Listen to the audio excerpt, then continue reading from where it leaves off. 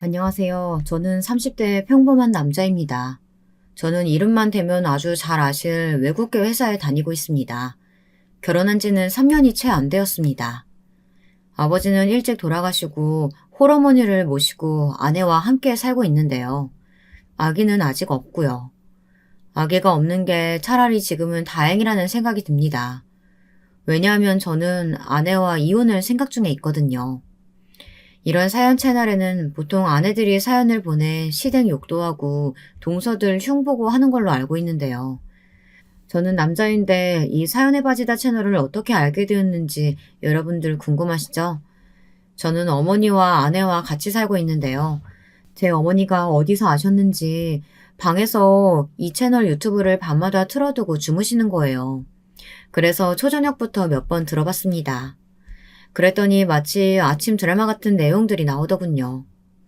아, 이래서 연세 드신 분들이 이걸 듣는구나 하는 생각이 들더라고요. 그런데 어쩌다가 제가 이 사연에 빠지다 채널에 제 이야기를 글로 써보내게 되었냐면요. 사실 제 스토리가 그렇게 좋은 이야기는 아닙니다. 저는 이 사연에 빠지다에 편지를 보내기까지 몇 번이나 망설이고 컴퓨터에 글을 썼다 지웠다 했는지 모릅니다. 비록 한때지만 제가 사랑했던 사람의 뒷담화를 한다는 것 자체가 조금 내키진 않았거든요.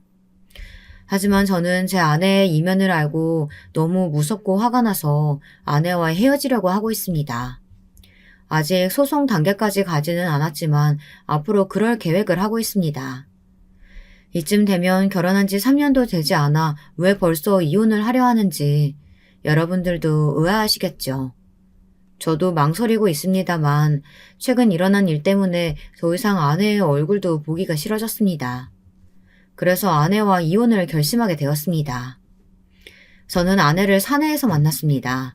같은 과에서 몇 년간 근무를 하다가 만나서 사귀게 되어서 그 사람에 대해서 모든 걸 다 알고 있다고 생각했거든요. 그러나 연애 때와 결혼 후에 그 사람은 아주 다른 모습이었습니다. 보통 여자들이 그런 말들을 하잖아요.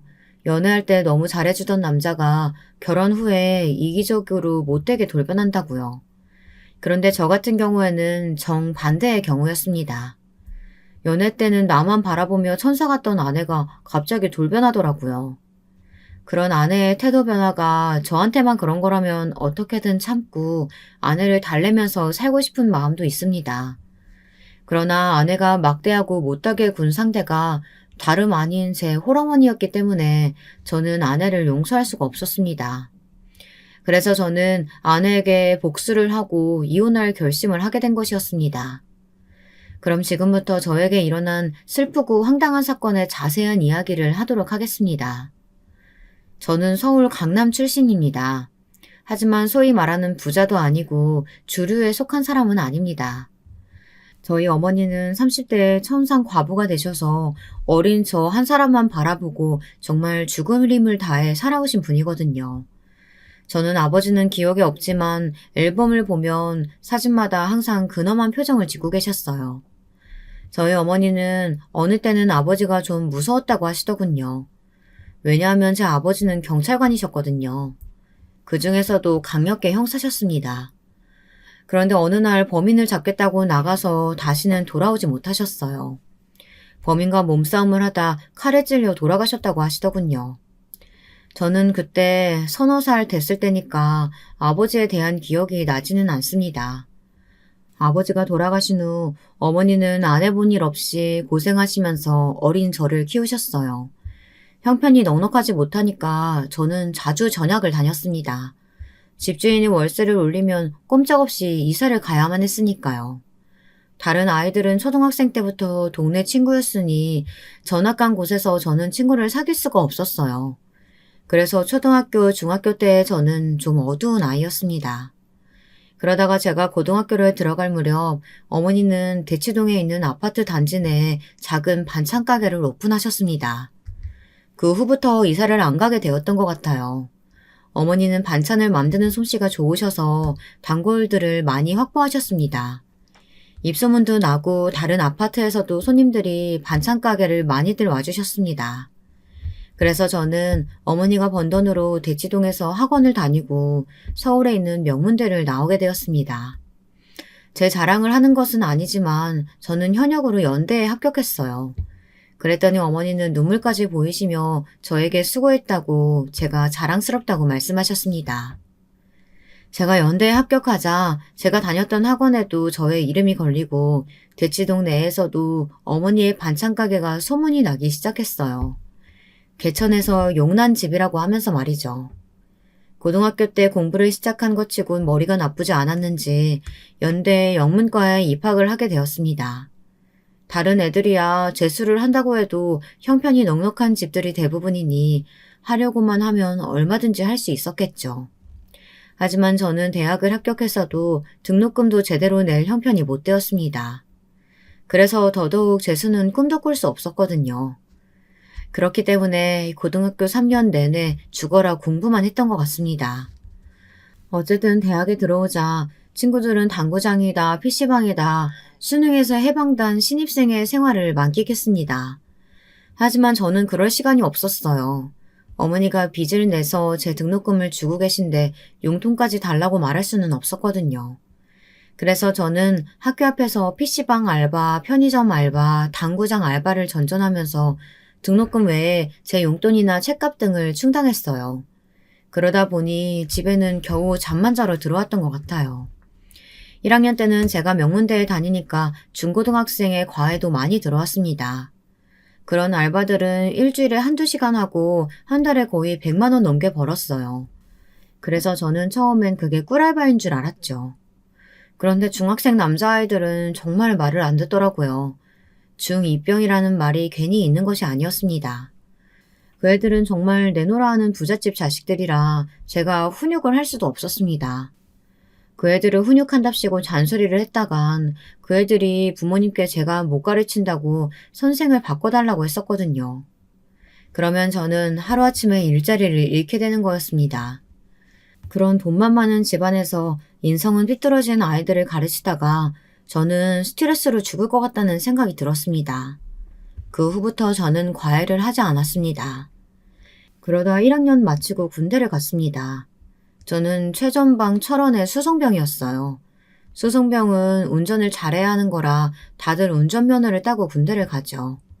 그런데 전 버스 운전면허가 있었습니다. 처음엔 일종 보통을 땄지만 저희 어머니가 나중에 영 할 일이 없으면 혹시 버스 운전도 할 수 있으니 대형 면허를 따두라고 하셨거든요. 그래서 부랴부랴 버스 면허를 땄었습니다. 그 덕에 군대 생활이 조금은 편했다고 볼 수도 있겠네요. 근데 군대 생활 중에 저는 정말 악마 같은 선임에게 걸려 죽고 싶었던 적이 있었어요. 그 인간은 흔히 말하는 강약 약강의 인간이었습니다. 자기보다 힘이 있는 사람에겐 꼼짝도 못하면서 자기 밑에 있는 후임병들에겐 정말 못되게 갈구는 그런 인간 말종이었어요. 그 인간이 상병일 때 저는 일병이었는데 일병 때가 가장 치이기 쉬운 때잖아요. 여기서 치이고 저기서 치이는데 밤에 그놈이 따로 불러와 저와 고문관 이병 하나를 그렇게 올차려를 시키는 겁니다. 잠도 안 재우고요. 그놈이 전역을 할 때까지 우리 내무반의 분위기가 그렇게 좋지 못했습니다. 툭하면 선임 하사 몰래 집합시키는데 사회 같으면 정말 패 죽이고 싶더라고요. 그것도 지가 기분 좋을 때는 후임들 과자도 사주고 조금 풀어주다가 갑자기 미친 듯이 꼬투리를 잡아 엎드려 뻗치라고 하질 않나 안 보이는 대로 끌고 가서 때리기도 했어요. 우리 내무반에서 그놈의 별명이 미친 개였으니 뭐 말 다 했죠. 정말 그 새끼가 전역하면 몰래 찾아가서 복수하고 온다고 밤마다 이를 악물었던 적도 있었습니다. 하지만 뭐 군대에서 나가고 나면 얼굴도 볼 필요 없는 사이이니 참았죠. 그때는 또 참을 수밖에 없었고요. 사고를 쳐봤자 감방 가는 건 저라는 걸 너무 잘 알았기 때문이었습니다. 사실 남성분들은 아시겠지만 군대라는 것이 별 개 같은 꼴을 다 보고 사는 곳이니까요. 그래서 저는 병장 달고 나서부터 제 후임병들을 많이 풀어줬습니다. 정말 어지간하면 집합도 안 시키고 군대 생활 완전히 편하게 해주었어요. 그러다 보니 제 별명이 예수님이니 부처님, 가운데 토막이니 이러면서 후임들이 저에게 잘 대해주더라고요. 그때 저는 깨닫게 되었습니다. 세상은 사필기정, 제가 말하는 대로 돌아온다는 것을 말이에요. 그래서 저는 그 이후에도 웬만하면 사람들과 부딪히지 않고 원만하게 어울려 살려고 노력해 왔습니다. 그런데 제 아내의 무서운 면을 보고 난 후부터는 인간에 대한 믿음이 없어지고 말았습니다. 이쯤 되면 여러분들도 제 아내가 무슨 짓을 했을지 궁금하실 거라고 생각됩니다. 그 이야기는 조금 후에 하도록 할게요. 그렇게 군대를 제대하고 학교에 복학하고 나서 저는 한 여자아이를 알게 됐습니다. 그 아이는 제 첫사랑이었어요. 제가 복학한 그 학기에 영문과에 들어온 신입생 중 한 명이었던 그 애는 화장기 없는 수수한 얼굴이었지만 항상 제 눈엔 후광이 은은하게 비치고 있었어요. 저는 그 여자애를 따라 같은 교양 수업도 듣고 어떻게든 그 애를 한 번이라도 보려고 그 애의 주변을 맴돌았습니다. 모르는 사람이라면 제가 그 애를 스토킹이라도 할 거라고 생각할 정도였어요. 그때는 사랑 때문에 수업도 뒷전이었고 눈에 그 애밖에 안 들어왔습니다. 그렇게 한 학기가 지나도록 그저 바라만 보고 있다가 어느 초여름에 저는 용기를 쥐어짜내 그 애에게 고백을 했습니다. 나는 같은 과 3학년 이민호라고 하는데 혹시 남자친구 없으면 우리 사귀어보지 않을래? 선배, 정말 죄송한데요. 선배 같은 사람은 제 이상형이 아니라서요. 그 여자 후배는 그 말만 남기고 도망치듯이 제 앞을 떠나고 말았습니다. 그렇게 저의 6개월간의 첫사랑이자 짝사랑은 싱겁게 끝이 나고 말았죠. 첫사랑은 이루어지지 않는 법이라지만 너무 얄짤없이 거절을 당해서인지 더 이상 들이대고 싶은 마음도 들지 않더라고요. 그 후로는 매일 그 여자애를 피해 다녔어요. 너무 쪽팔리고 괴로워서 친구들과 술도 마시고 미팅에 나가보기도 했었지만 대학 내에서는 더 이상 제 맘에 드는 인연은 없었습니다. 이렇게 된 이상 공부라도 열심히 해서 취업이나 잘 되길 바라보는 수밖에 없었죠. 저는 잠도 줄여가면서 취업 준비하고 스펙을 쌓기 위해 컴퓨터와 영어 관련 자격증을 땄습니다.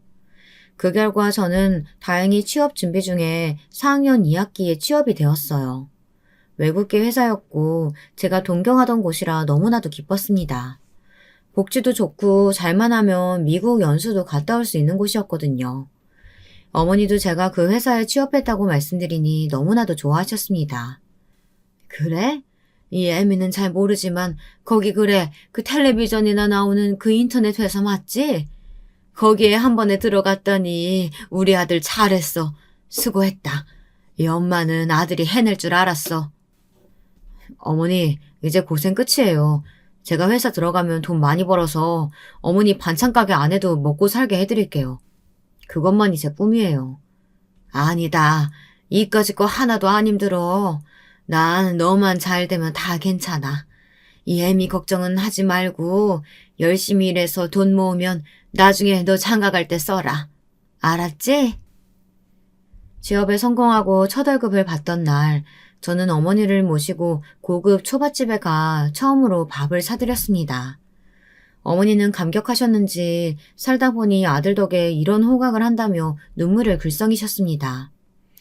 옛날엔 취직해서 첫 월급 타면 했던 일이 부모님의 내복을 사드리는 것이었다죠. 하지만 저는 그동안 제 어머니가 저에게 차려주셨던 셀 수 없는 밥상의 개수를 생각하면서 하루 저녁쯤은 저도 사드려야겠다고 생각을 갖고 있었거든요. 저는 이렇게 대치동에서 효자로 소문나게 되었습니다. 저희 어머니는 반찬가게 단골 손님들에게 제가 첫 월급으로 초밥을 사드렸다고 자랑을 하셨습니다. 나중에 들어보니 단골 손님들은 저희 엄마에게 부럽다고 하셨던 모양이에요. 어머, 민호는 정말 효심이 깊다. 요즘 애들 같지가 않아. 정말 우리 딸이랑 비교되네. 우리 딸은 첫 월급 타서 지 남자친구 반지나 사주던데 말이야. 그러게 말이에요. 우리 아들은 아직도 취업 못해가지고 집에서 백수 노릇하고 있는데. 난 진짜 요즘 같아서 민호 엄마가 제일 부러워. 이렇게 저는 어머니와 단 둘이 살아서인지 유독 어머니와 사이가 좋았습니다. 다른 아들들 같으면 사춘기에 엄마한테 반항도 하고 성인이 되면 엄마와 대면대면해지기도 하잖아요. 그러나 저는 그런 적이 없었어요. 항상 어머니를 의지했고 어릴 때는 엄마 말이라면 무조건 들었습니다. 그리고 제가 성인이 되어서는 어머니가 저를 든든해 하시고 저에게 많이 의지를 하셨던 것이었어요. 저희 아버지가 일찍 돌아가셔서 그런 것도 있지만 제 어머니는 어떻게든 저를 부족함이 없이 키우려고 노력하셨습니다. 저도 아버지 없이 자란 티가 난다는 소리를 끔찍이도 듣기 싫어서 공부를 열심히 하고 노력한 것도 있거든요.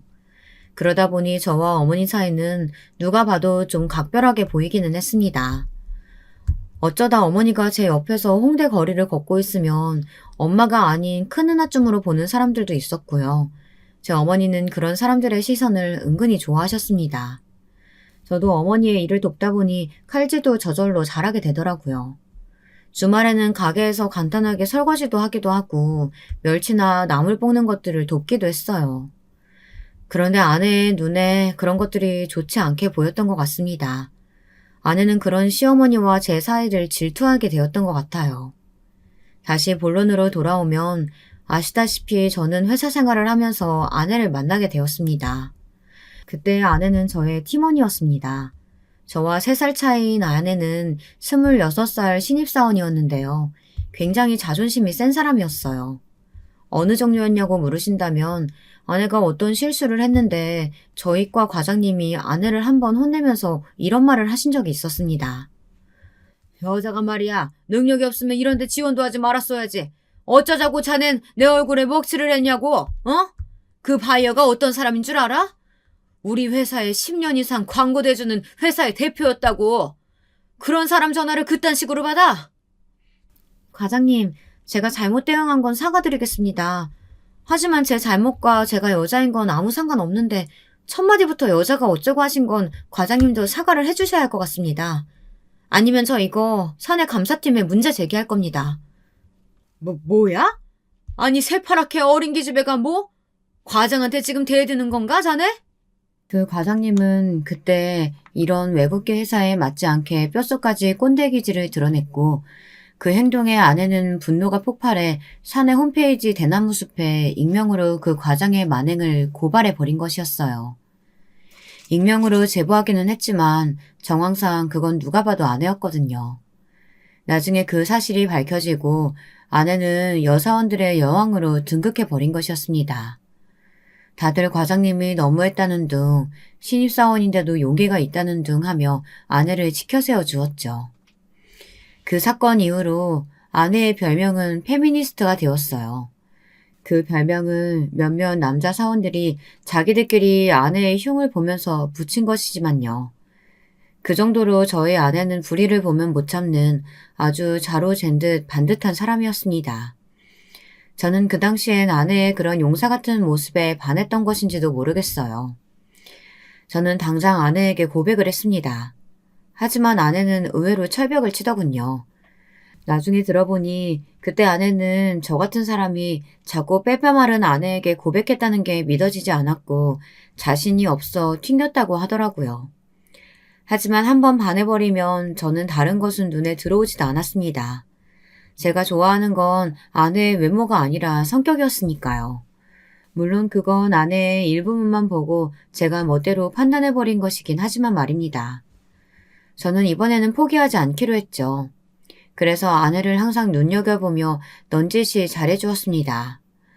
아내가 야근을 하고 있으면 마시는 커피를 준다든지 회의 시간에 PPT 자료도 도와주겠다고 하고요. 마치 사수처럼 신입사원이었던 아내에게 도움을 주며 제 매력을 어필했던 것 같아요. 그렇게 3개월간 눈에 띄게 아내에게 접근한 결과 아내는 저에게 고백을 받아주겠다고 얘기하더라고요. 그러면서 신입이라 아무것도 모르던 아내를 도와주는 사람은 제가 유일했다고 하더군요. 이민호 씨가 저에게 도움이 되어준 정성을 봐서 사귀어 보려고 하는 거예요. 저도 남자가 먼저 고백해온 건 처음이라 그때는 당황해서 철벽을 쳤어요. 죄송해요. 아니에요. 언젠가는 저한테 넘어오게 될 거라고 생각했는걸요. 우리 사귀기로 했으니까 존댓말 하지 말자. 그리고 사내 연애는 여러모로 피곤하니까 회사 내에서는 우리 사귀는 건 비밀로 할까? 그러자 아내는 제 제안에 작게 고개를 끄덕이며 수줍어했습니다. 불의를 보면 참지 못하고 할 말은 다 하는 사람이 저한테는 수줍어하고 얌전한 성격으로 바뀌는 게 조금 의아하긴 했어요. 하지만 드센 사람보다는 낫겠지 하고 별로 신경 쓰지 않았어요. 아니, 제 입장에서는 그런 갭이 좋았다고나 할까요? 남들에게는 강한 사람이 저에게는 약하고 보호 본능을 일으킨다는 점이 좋았어요. 저는 점점 아내에게 푹 빠져갔습니다. 주말마다 데이트를 위해 서울 시내에서 안 가본 곳이 없었어요. 한강이나 서울 근교의 공원, 맛있는 빵이 많은 카페 등등 저는 아내에게 온 정성을 다했습니다. 그럴 때마다 아내는 조용히 웃어주고 제 말에 공감도 많이 해주었습니다. 그랬기 때문에 저는 아내의 본성을 전혀 모른 채로 결혼을 했습니다. 연애할 때는 아마 아내가 제게 내숭을 떨었다고 생각되네요. 그렇게 2년간 사내 커플로 비밀 연애를 하던 어느 날 저와 아내는 사내에 사귀는 것을 들켜버렸어요. 그리고 저희들은 공인 커플이 되어 빨리 결혼하라는 회사 동료들의 압박에 시달려야 했습니다. 다들 아시잖아요. 사내에서 결혼 아니면 그 끝은 이별이고 저는 아내와 죽어도 이별은 할 수 없었기 때문에 아내에게 프로포즈를 하고 결혼 날짜를 잡았습니다. 아내는 제가 반지를 주던 날 눈물을 흘리며 기뻐했습니다. 지금 와서 인정하고 싶진 않지만 저는 정말 정석적인 프로포즈를 했습니다. 300만 원이 넘는 다이아 반지를 주면서 프로포즈를 했으니까요. 그리고 그 반지를 약지에 끼고 나타난 아내는 우리 팀 내에서 갑자기 여사원들의 부러움의 대상이 되었던 기억이 납니다. 이것 좀 봐, 주희씨. 이렇게 큰 다이아몬드 남친한테 받아봤어? 다이아 반지 주면서 프로포즈하는 남자가 내 로망이었는데 난 이제 정말 죽어도 좋아. 어머, 희영씨 부럽다, 정말. 그래서 언제 결혼하는 거야? 상견례는 했어? 상견례 다음 달에 잡았어. 우리 민호 씨랑 결혼하는 거 나 아직도 떨리고 설레서 안 믿겨. 어떡해? 상견례도 별탈 없이 지나가고 저와 아내는 주말마다 결혼 준비를 했습니다. 결혼 준비할 때 대부분의 커플들이 결혼이 깨질 만큼 싸운다고 한다던데 저희는 그런 것도 전혀 없었어요. 저는 혼수가 뭐가 좋은지도 몰랐고 관심도 별로 없었기에 대부분의 선택은 아내에게 맡겼거든요. 남자들이 뭔가 아는 척하고 예비 신부와 하나둘씩 대립하다 보면 결혼을 못할 수도 있잖아요. 아내는 가전 가구를 마음대로 고를 수 있게 되자 너무나도 좋아했어요. 그런데 문제는 저희 신혼집이었습니다. 처음에 결혼을 하기로 한 후 아내는 저와 엄마가 살던 빌라에 들어와서 살기로 했습니다. 그러나 곧 아내는 티나게 그 집이 좁다는 둥, 살기 불편할 것 같다는 둥 불평을 해댔어요. 그것도 웃는 얼굴로 그런 말을 하니 제가 싫은 소리 할 수도 없었습니다. 예를 들면 아내는 저에게 이런 말을 하는 거였어요. 아니, 희영아, 처음엔 그냥 우리 집에 자기만 짐 싸가지고 들어와도 된다면서. 그런데 왜 갑자기 이사를 가자는 거야? 우리 엄마 반찬 가게 근처에 살아야 돼서 이사는 못 가. 그래도 어머니 방 하나 우리 안방 외에 옷방이나 다른 공간 하나는 더 있어야 되는 거 아니에요? 자기가 어머니께 말씀드려서 빚을 내서라도 아파트로 이사 가자고 하면 안 돼? 아내는 겉으로는 웃으면서 말을 하니 저는 그 말에 또 혹하게 되는 거였습니다. 그래서 저는 처음으로 어머니의 말씀을 어겼어요. 사실 어머니는 아내의 의견을 반대했습니다. 오히려 애라도 생기기 전에는 절대 이사를 갈 수 없다고 알 수 없는 고집을 부리셨습니다. 어머니, 희영이가 이 집이 좁다고 말하고 있어요. 저는 이 정도도 괜찮다고 생각했지만 희영이가 불편하면 저도 못 견딜 것 같아요. 우리 이사 가요. 네? 희영이가 원하는 대로 한 번만 줘주시면 안 될까요? 대신에 제가 희영이랑 어머니 잘 모실게요. 글쎄, 이 애미가 보기엔 아들이 그 애한테 휘둘리고 있는 거 아니니? 엄마가 높아심에 얘기하는 건데 초장의 마누라한테 휘둘리기 시작하면 답이 없어. 그러니까 이번에는 네가 며느리한테 이사는 안 간다고 강력하게 말 좀 해줘. 엄마는 이 집에서 이사 가기 싫다. 반찬 가게랑 거리도 딱이고 살다 보니 이 집에 정들어서 못 떠나겠어. 그때부터 어머니와 아내는 일종의 기싸움을 시작했던 것이었어요. 저는 전혀 몰랐지만 말이죠. 집안에서 제가 좀 눈치가 없는 편이었나 봅니다. 어쨌든 저는 제 아내의 손을 들어주었고 어머니는 그때부터 아내에게 좋지 않은 감정을 갖게 되신 것이었습니다. 그리고 아내 역시 시어머니를 달궈하지 않았어요. 겉으로 전혀 티는 내지 않았지만 말입니다. 어머니는 어쩔 수 없이 대치동을 떠나 저희와 함께 강북으로 이사를 갔습니다. 저는 그래도 10년을 잘 살고 있던 동네인 대치동에서 멀지 않은 곳으로 집을 얻고 싶었지만 현실적으로 돈이 모자랐어요. 그래서 상대적으로 집값이 싼 강북을 고르게 되었죠. 어머니는 10년이 넘게 둥지를 틀고 살았던 대치동을 떠나는 것을 서운해 하셨습니다. 하지만 아내는 제가 이겼다고 생각했는지 결혼하고 신혼여행 가서도 싱글벙글했습니다. 사실 신혼여행도 저와 아내는 의견이 달랐지만 제가 아내의 의견에 그냥 따랐습니다. 저는 휴양이 좋아서 동남아를 가고 싶었지만 아내는 유럽 여행이 로망이었다고 했거든요. 저는 걷고 유적을 보고 박물관을 관람하는 것보다 바다에서 스노우콜링도 하고 럭셔리 호텔에서 조식도 먹고 싶었습니다. 하지만 제가 그 말을 꺼내자 희영이는 또 서운한 기색을 내비치며 말끝을 흐리는 것이었어요. 자기가 전 고집을 부린다면 동남아도 나쁘지는 않지만 나 대학 때부터 유럽 일주가 꿈이었는데 이번에도 내 말 좀 들어주면 안 돼? 평생 한 번뿐인 신혼여행인데 앞으로 가기 힘든 유럽 가는 게 낫잖아. 동남아는 애들 낳고 아이들이랑 가도 되고. 아내가 이렇게 말하는데 설득이 안 될 재주가 없더라고요. 저는 할 수 없이 이번에도 아내에게 졌습니다. 신혼여행도 뭔가 여행 취향이 맞는 사람이랑 같이 갔으면 좋았을 텐데 완벽히 아내만 즐긴 신혼여행을 저는 갔다 와서도 좀 찝찝하더라고요. 지금 생각해보니 처음부터 아내는 저와 우리 어머니를 자기 마음대로 휘둘러 온 것 같습니다. 생각하니 또 열이 받네요. 그 웃는 얼굴 뒤에 검은 속내를 감추고 있었다고 생각하니 저는 아내가 끔찍하고 소름이 돋습니다.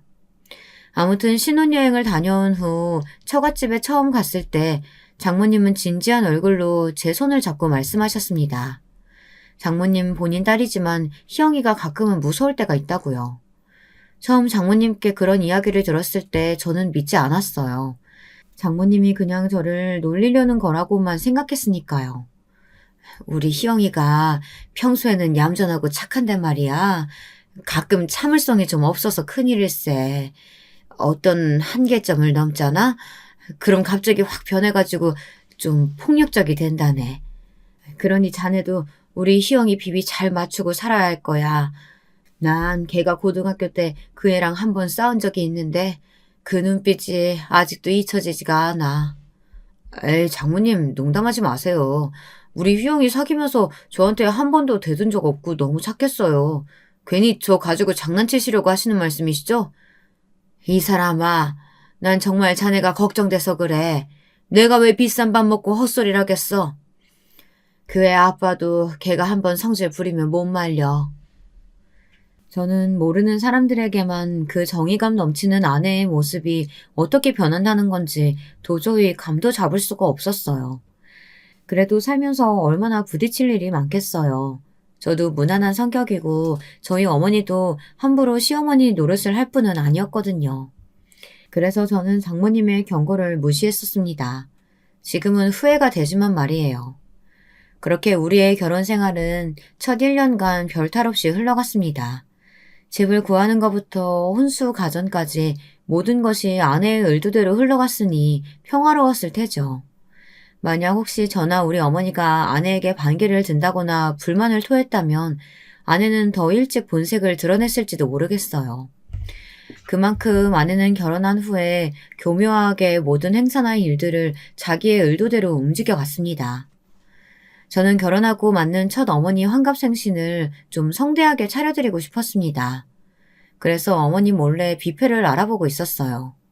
그런데 아내는 저와 생각이 달랐어요. 오빠, 어머니 말이야. 꼭 환갑을 맞았다고 잔치를 해야 할까? 요즘은 환갑보다는 칠순잔치를 하는 걸로 알고 있는데 그냥 동네 친구분들이랑 여행이나 다녀오시라고 권해보는 건 어떨까? 우리 엄마가 친구가 별로 없으셔. 그리고 엄마는 매일 반찬 가게 나가시느라 맛난 음식 한 번 못 드시는데 여행이야 내년 생신 때 보내드려도 되지만 음식 맛있는 뷔페에서 엄마 모시고 식사 한번 해야지. 아내는 결혼하고 처음으로 자기 의견이 받아들여지지 않자 삐져서 일주일이 넘도록 아무 말도 안 하더라고요. 제가 그렇게 잘못한 것 같지 않았는데 여러분은 어떻게 생각하세요?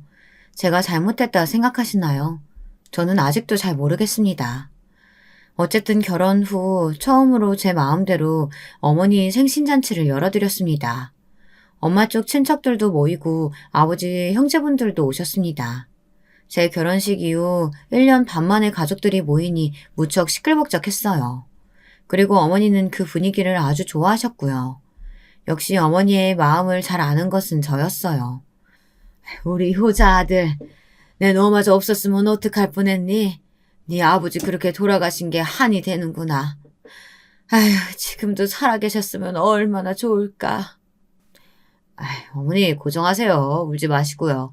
아버지 대신 이렇게 든든한 아들이 있잖아요. 엄마, 오래오래 저랑 같이 행복하게 살아요. 제가 어머니께 이런 말을 하자 아내의 얼굴이 조금 찌푸려졌습니다. 하지만 저는 그날 내내 아내의 얼굴을 볼 새가 없어 몰랐었어요.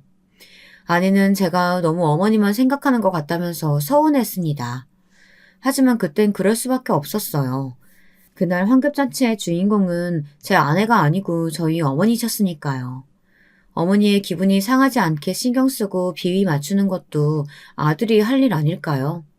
여러분은 어떻게 생각하시나요? 사실 제 회사 동료들 중에 유부남들은 하나같이 제가 너무 눈치가 없다고 했습니다. 그들은 저보다 훨씬 객관적으로 아내를 보았고 제가 어머니에게만 신경을 많이 쓴다면 아내가 당연히 질투를 할 것이라고 충고했습니다. 하지만 저는 그때까지도 아내에게 콩깍지가 씌어 있었어요.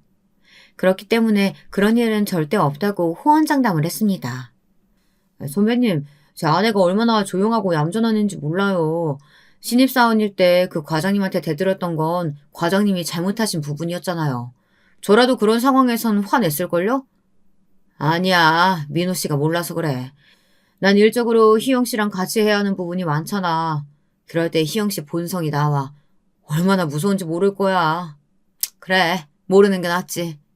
그 선배의 말대로 세상에는 몰랐으면 더 좋을 일들도 너무 많죠. 그러나 어느 날부터 아내는 제 어머니에게 히스테리를 부리기도 했다고 합니다. 그것도 제가 없는 날만 교묘하게 말이죠. 제가 부서를 영업부로 옮긴 후부터 저는 미국에 출장을 한 달에 한 번씩 가게 되었어요. 그때는 아내가 임신 준비를 한다고 휴직원을 내고 집에서 쉬고 있을 때였습니다.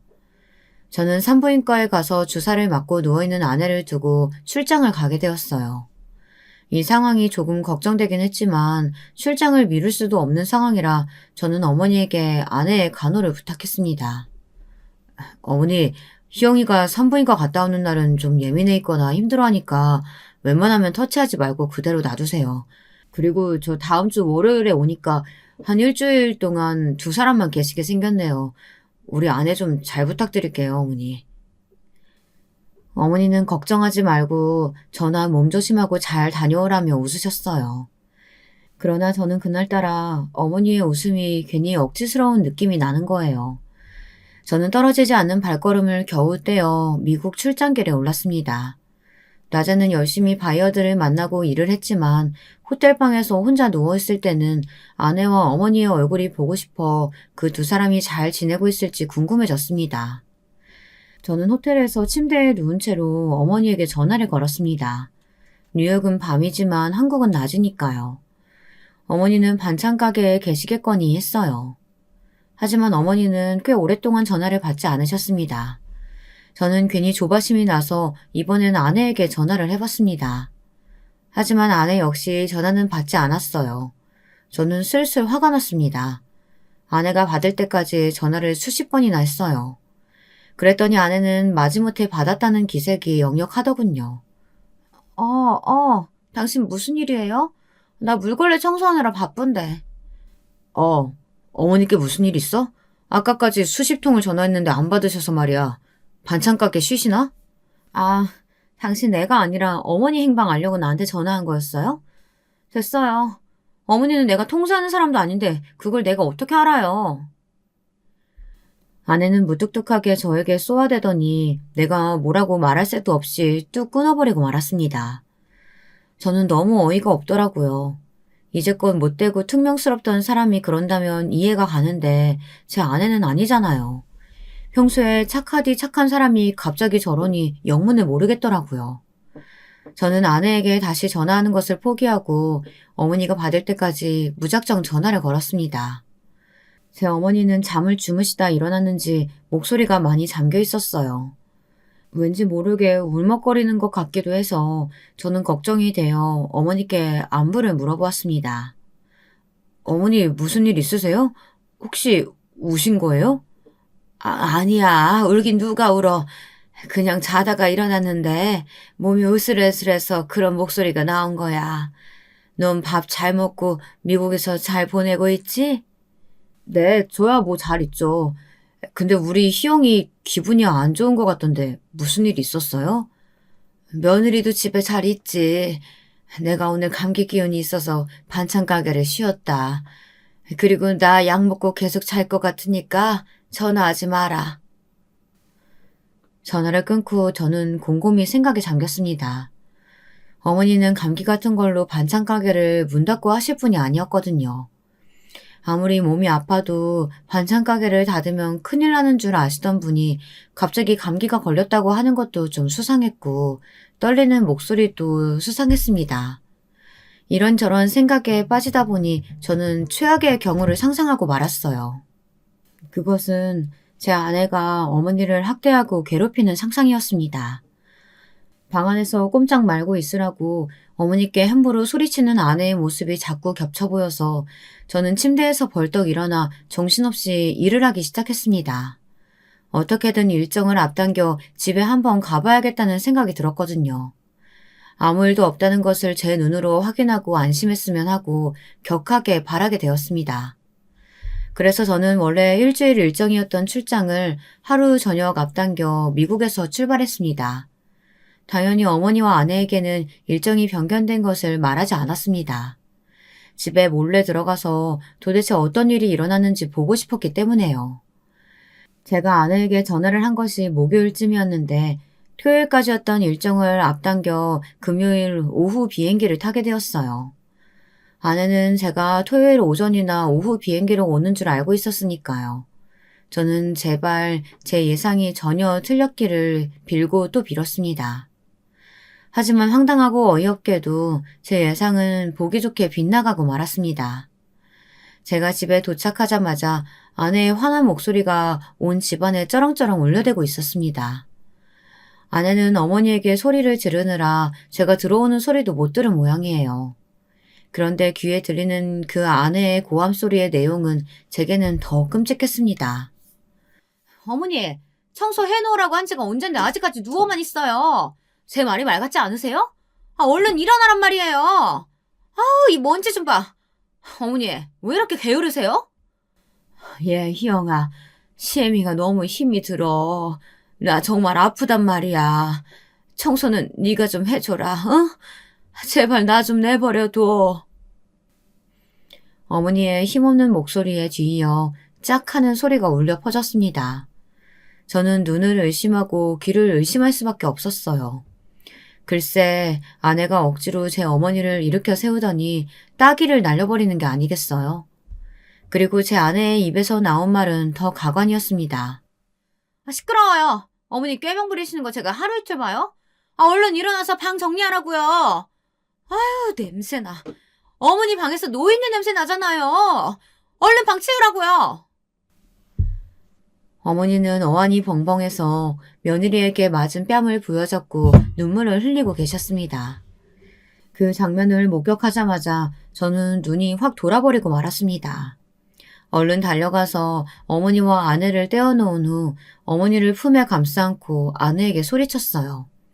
당신, 이게 뭐 하는 짓이야? 어머, 오빠, 내일 와야 하는 거 아니에요? 어쩌다가 집에 이렇게 일찍 왔어요? 내가 묻는 말에 대답부터 하라고. 왜 어머니 뺨을 때려? 당신이 뭔데? 당신 설마 나 없을 때 우리 엄마 학대한 거야? 당신 미쳤어? 제정신이냐고! 저는 정신없이 그 자리에 주저앉은 어머니를 두고 아내에게 다가가 아내의 뺨을 있는 힘껏 후려쳤습니다. 아내는 제가 그럴 줄은 몰랐는지 벌겋게 부은 뺨을 붙들고 어이가 없어 한참 동안 저를 멍하니 쳐다보더군요. 그러다 아내는 악에 받쳐 고래고래 소리를 질렀습니다. 왜 때려? 당신이 뭔데 날 때려? 도대체 내가 뭘 잘못했다고 때리니? 그래, 어머니 방 청소 좀 하라고 한 게 그렇게 잘못됐어? 당신 너무 무섭다. 이런 사람이었어? 왜 우리 어머니 뺨을 때렸는지부터 말해봐. 나 없을 때 당신 이따위로 어머니께 함부로 대했니? 예, 민호야, 그만해라. 며느리가 잘못한 거 아니야. 이 애미가 잘못했다. 제발 나 때문에 싸우지 말어. 어? 어머니는 무서워서 벌벌 떨면서 저와 아내의 싸움을 말리셨습니다. 하지만 저희 둘 다 씩씩거리느라 어머니가 말리는 것 따위는 눈에도 들어오지 않았습니다. 저는 아내의 멱살을 붙잡고 아내는 제 얼굴을 밀어내다 손톱으로 제 얼굴에 상처를 냈습니다. 어머니는 죽으림을 다해 저와 아내가 뒤엉켜 싸우는 중간에 들어와 힘겹게 떼어놓으셨어요. 그리고 어머니는 울면서 저희에게 소리치셨습니다. 그만들 두지 못하겠니? 예, 민호야, 네가 좀 참아. 아무리 며느리가 잘못했다고 해도 너도 걔를 때리면 똑같은 사람밖에 안 돼.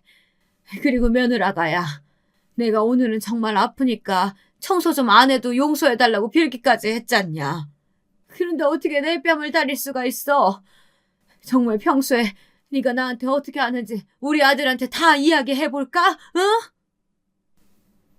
어머니의 일갈에 아내와 저는 입을 다물 수밖에 없었습니다. 제가 집에 없을 때 정말 아내가 어머니를 학대하긴 한 모양이었습니다. 어머니가 저렇게까지 말씀하실 분이 아닌데 말이에요. 어머니는 저와 아내를 무릎 꿇리고 일장연설을 하셨습니다. 너희들 말이야, 이 애미가 뒷방 늙은이라고 얕보고 있는 거니? 나 아직 그럴 나이 아니란 거 너희들도 더 잘 알잖아. 이제 60대 초반에 내가 왜 이런 취급을 받아야 돼? 며느라기, 네가 한번 말해봐라. 어머니 잘못했어요. 어머니 뺨 때린 건 제가 사과할게요. 하지만 어머니 요즘 제 말을 너무 안 들어주시잖아요. 제가 어머니 하라면 뭐든 다 하는 하녀도 아니고요. 뭐? 엄마한테 당신 그럼 집안일 다 시켰어? 그동안 당신이 청소하고 빨래하고 했던 거 아니야? 휴직료 내고 쉬고 있었으면 반찬 가게 일로 힘들어하시는 어머니 대신해서 그런 일들은 좀 해야 하는 거 아니냐고. 다들 자기 말만 하느라 집안은 다시 아수라장이 되었습니다. 어머니는 두통 때문에 들어가야겠다면서 어머니 방으로 들어가 문을 잠그셨어요. 아내는 저를 한참 노려보다가 아무 말 없이 안방문을 쾅 닫고 들어갔습니다. 거실에는 저만 덩그러니 혼자 남게 되었어요. 저는 분한 마음에 아내에게 어떻게 복수를 해야 하나 궁리하기 시작했어요. 정말 이제까지 아내가 어머니를 하녀처럼 부려먹었다는 사실을 알고 나니 저절로 주먹이 꽉 쥐어지더라고요. 그때부터 지금까지 저의 마음은 한결같이 지옥 같았습니다. 저는 일단 그날부터 아내의 일거수일투족을 자세히 관찰했습니다. 제가 없을 때 어머니께 해코지하지 못하도록 아내 몰래 집안에 CCTV도 달았습니다. 뭔가 하나라도 꼬투리가 잡히면 가차없이 아내를 몰아붙여서 이혼까지 가리라고 결심했어요. 그만큼 저는 어머니께 함부로 대한 제 아내를 용서할 수 없었습니다. 그리고 제가 출근해 있는 동안 아내가 어머니께 어떻게 대하는지 더 알아볼 필요도 있다고 생각했어요. 아내는 제가 CCTV를 설치한 것을 꿈에도 몰랐겠죠. 그래서였을까요? 아내는 제가 야근을 하거나 회식이 있을 때마다 반찬 가게를 닫고 집에 들어오신 어머니를 정말 하녀처럼 부려먹더라고요. 눈짓이나 손짓 하나로 어머니를 조종하려 들며 아내는 어머니께 막말도 서슴지 않았습니다. 저희 어머니는 마치 가정부 아줌마처럼 아내가 닦으라는 곳 다 닦고 검사까지 받아야만 했습니다. 그 영상들을 보는 저는 새삼스레 분통이 터졌습니다. 나중에 저는 그 영상들을 빠짐없이 모아 경찰서에 노인 학대로 신고를 했습니다. 그리고 그 영상을 아내의 부모님에게도 보내드렸어요. 그러면서 저는 장인 장모님께 단판을 지으러 갔어요. 아내는 알지 못하게 혼자서요. 장모님, 저 이제 희영이랑 못 살 것 같습니다. 제 어머니가 희영이에게 학대당한 증거 영상 보셨죠? 저 더 이상은 못 참아요. 이혼 소송하겠습니다. 이서방, 제발 부탁이야. 내가 그 애 불러서 딴 마음 못 먹게 단단히 혼을 내도 안 될까? 제발 우리 애랑 이혼만은 다시 생각해줘. 어? 됐네. 나는 이혼 찬성이야. 자네 어머니가 뭐라고 하셨든 간에 우리 희영이가 아무 이유 없이 이런 짓 하는 애라고 생각 안 하네. 자네 어머니도 우리 희영이 시집살이 시킨 거 아니야? 하지만 저는 굳은 얼굴로 고개를 저었습니다. 저도 아내에게 실망했지만 어머니께서도 희영이의 두 얼굴에 넌더리가 난다고 하시더군요. 며느라기 말이야. 그동안 네가 알면 시끄러워질까봐 말 안 했는데 너만 없으면 돌변한다. 나는 걔가 너무 무서워 죽겠어. 언젠가 나한테 뭔 짓이라도 할 것 같단 말이야. 그래요. 아무래도 저 결혼 잘못한 것 같아요. 어머니, 이제 희영이 봐주지 말아요, 우리. 저는 그 사건이 있고 난 후 아내에게 웃는 얼굴로 같이 여행이나 다녀오자고 했어요. 갑자기 밤바다가 보고 싶다고 말이죠.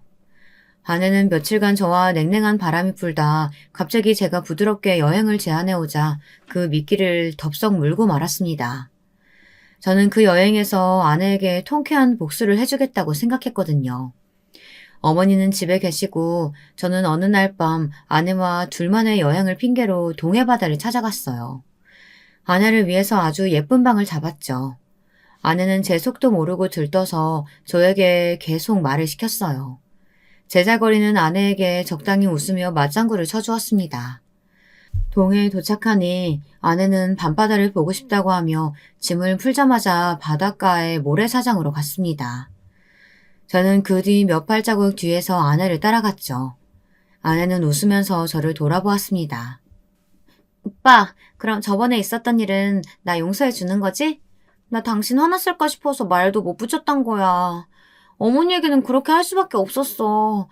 어머니가 내가 시키는 일들을 못 들은 척하고 나를 무시하셨다니까? 나도 어머니랑 같이 살기 싫어. 분명히 힘도 있으시고 부탁 들어줄 만큼 피곤하지도 않으신데 요리조리 아프다고 집안일도 안 하시고. 저는 화가 나서 그 자리에 우뚝 서서 아내를 모래사장에 힘껏 밀어 넘어뜨렸어요. 그리고 저는 무서운 얼굴로 아내에게 소리쳤습니다. 내가 너한테 용서란 말 다시는 입에 담을 줄 알아? 나는 이제 내 인생에 너 따윈 지겹다. 아직도 정신 못 차렸어? 어머니는 나한테 그런 분 아니야. 네가 이제까지 어머니 학대한 거 나 다 알고 있다고. 우리 이쯤에서 끝내자. 이혼이야. 잘 살아라. 그리고 저는 뒤돌아보지도 않고 달려 차를 출발시켰습니다. 저는 아내를 그 밤바다 모래사장에 버려두고 집으로 혼자 와버린 것이었습니다. 네, 이것이 제가 할 수 있었던 아내에 대한 최대한의 복수였습니다. 조금 유치할지도 모르겠지만 그 당시엔 그 정도밖에 생각나지 않았어요.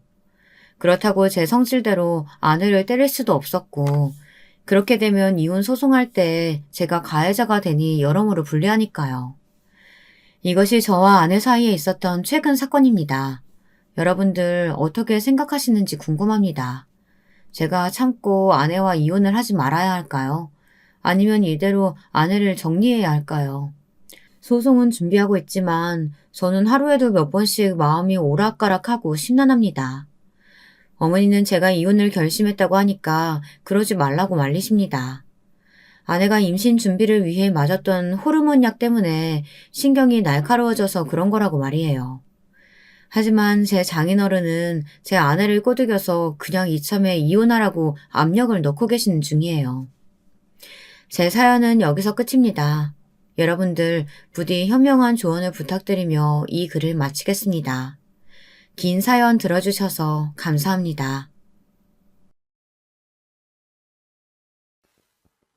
여러분, 두 번째 사연 시작하기 전에 좋아요, 구독 꼭 눌러주실 거죠? 그럼 두 번째 사연 바로 시작합니다. 안녕하세요, 여러분. 여러분들은 믿던 사람에게 배신당해 본 적 있나요? 혹은 마음에 큰 상처를 받아보신 적이 있으신가요? 저는 그런 적이 있는데요. 여러분들께서 제 마음을 알아주시리라 믿고 한번 이곳에 저의 이야기를 남겨봅니다. 저는 남편과 결혼 5년 차에 첫 아이를 갖게 되었어요. 사실 저희 부부 둘 다 아이를 빨리 갖고 싶어 미리부터 노력을 해왔는데요. 젊은 나이인데도 불구하고 남편과 저 둘 다 아이가 잘 들어서지 않더라고요. 저희 친정엄마도 아이는 하늘이 주는 거니 기다려보라 하셔서 그래서 하는 수 없이 기다리고 기다리다 그렇게 첫 아이를 갖게 되었어요. 여보, 우리 애기 발 차는 거 들려? 들려. 너무 신기하다. 진짜 이제 우리 애가 생기는 건가? 원래부터 아이를 좋아하기도 했고 제 가정을 꾸려 아이와 함께 보내는 삶을 꿈꾸고 있던 터라 그 기쁨과 환희에 젖어 어쩔 줄을 몰랐던 게 아직도 기억이 나는데요. 하지만 아이를 키우는 것은 또 다른 문제더라고요. 분유 먹이는 법도 몰랐던 초보 엄마였기에 산후조리원에 들어가면서부터 하나하나 배우기 시작했는데 참 뭐든 어렵고 힘들고 초조했던 시기였어요. 남편도 옆에서 제가 독박육아 하지 않도록 연차까지 많이 써가며 도와주었는데도 애 키우는 건 정말 일이었어요. 그걸 모르고 그저 아이를 갖고 싶어 칭얼대듯 기도했던 제 모습이 부끄럽게 느껴질 정도로 말이죠. 그럼에도 힘들지만 내 아이를 키우면서는 정말 내가 엄마로서 한 단계 한 단계 성장하고 있구나라는 생각이 들어 때때로 위안이 되기도 하였어요. 여기에는 저희 주변 사람들의 도움이 있었는데요. 제가 육아에 지쳐 힘들어할 때마다 당신 잘하고 있어 하며 정신적인 도움을 준 남편도 있었지만 저희 형님의 도움도 컸어요. 형님은 제가 필요한 육아 지식 같은 것들을 잘 알려주셨어요. 형님, 아이가 밤에 잠을 너무 안 자는데 어떡해요? 원래 그 나이 때 애들은 자면서도 몇 번씩 다 깨. 너무 걱정하지 마.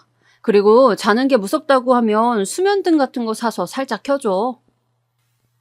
어쩔 땐 답해주는 게 귀찮을 법도 한데 형님은 그런 내색 한 번 없이 늘 다정히 말씀해 주시곤 했어요.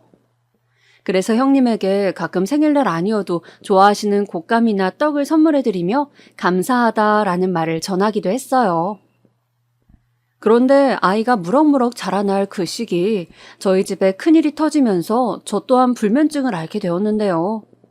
저희 남편 사업이 어느 순간부터 하락세를 맞이하면서부터였어요. 남편 얼굴이 점점 어두워지길래 당신 괜찮아? 회사에서 무슨 일 있어? 하고 물었지만 그때마다 남편은 피곤해 그런 거라고 둘러댔어요.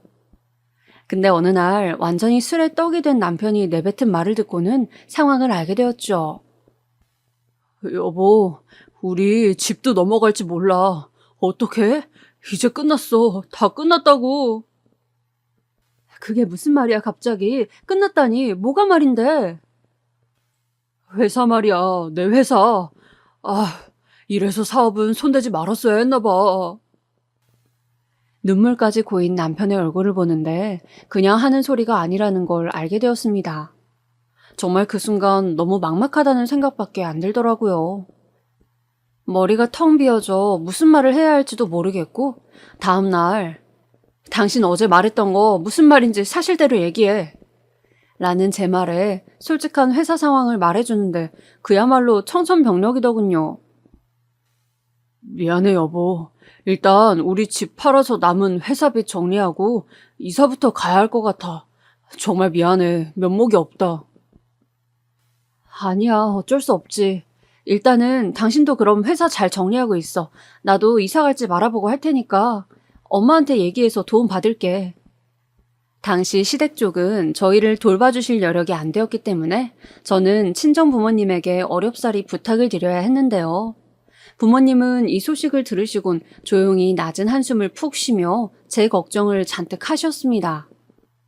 하지만 제가 여기서 우는 소리를 하면 엄마가 며칠간 잠도 못 주무실 걸 알기에 일부러 나 괜찮아. 뭐 사업하다 보면 이런 일도 있고 저런 일도 있는 거지. 그 일 다시 분명 재개할 거야. 그때까지 내가 조금 아껴 쓰면서 살면 되지. 하며 일부러 해맑은 목소리를 내어 걱정을 덜어드렸네요. 그렇게 저희는 곧바로 반지하 방으로 이사를 갔고 남편은 사업을 정리한 후 일자리를 찾아 나섰어요. 결혼한 지 7년 만에 옮겨간 반지하 방. 보증금도 월세도 최대한 싼 곳으로 왔기 때문에 오로지 가격만 보고 선택한 집이었는데 곰팡이 쓸은 벽지에 벌레 자국들을 보니 보자마자 눈물이 고이더라고요. 저는 둘째치고 자라날 아이가 더 걱정이었죠. 거기다 집도 집이지만 당장의 생활비, 그리고 아이한테 들어가야 하는 돈, 이 모든 것들을 생각하면 머리가 지끈지끈 아파왔습니다. 사실상 빚을 청산하기 위해 제 핸드백이며 선물 받은 명품 지갑, 가전제품까지 다 팔았는데도 좁은 집을 보니 살아갈 길이 너무 막막했어요.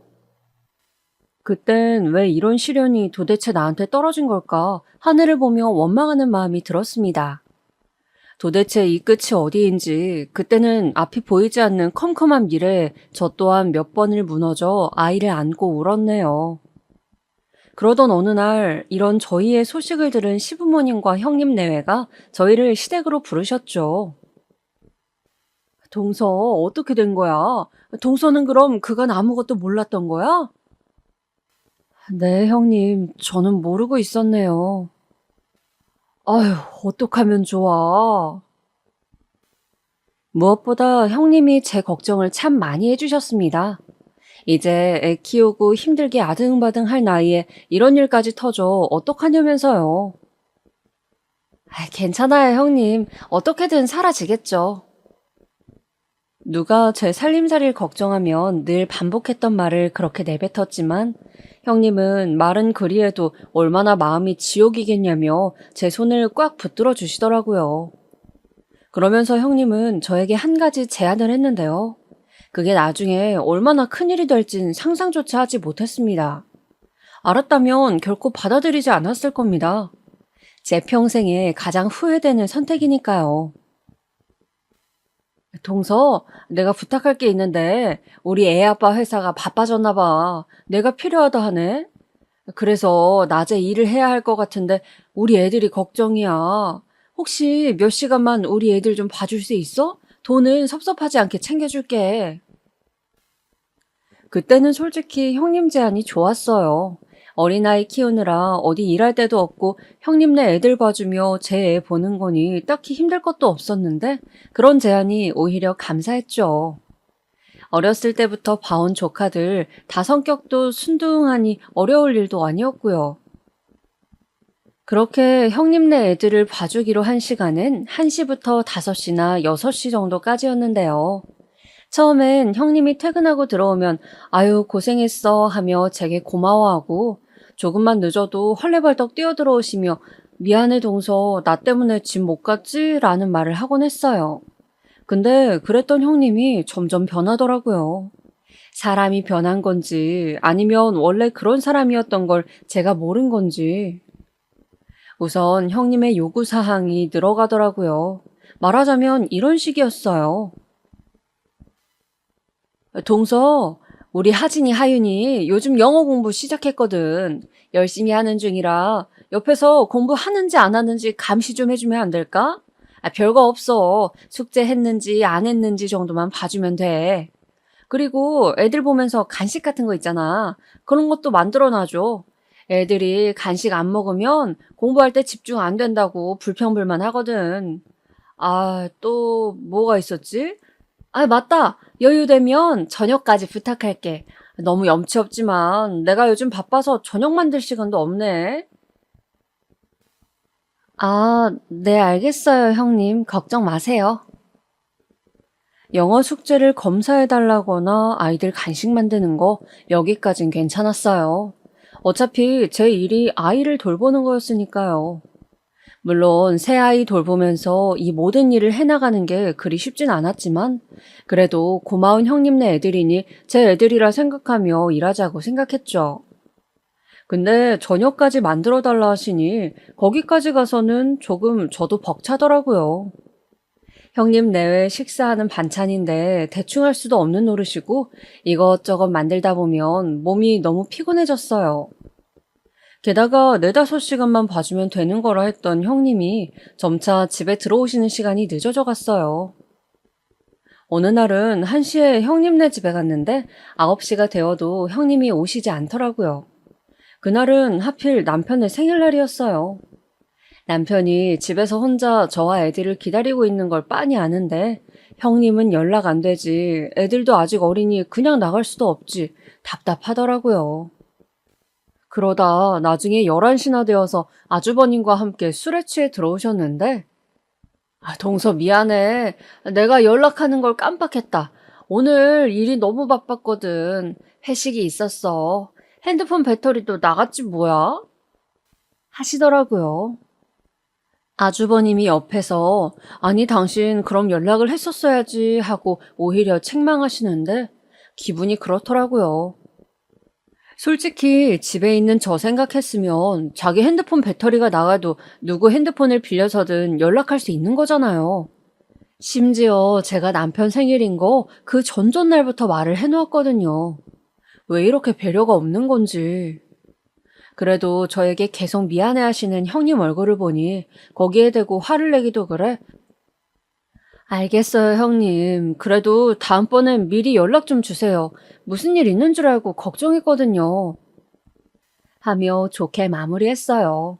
형님도 알겠어. 다음부턴 절대 늦을 일 없을 거야. 라며 약속을 하셨고요. 하지만 늦을 일 없을 거라던 형님의 귀가 시간은 계속 늦어져만 갔습니다. 형님네 회사 일 바쁠 수 있죠.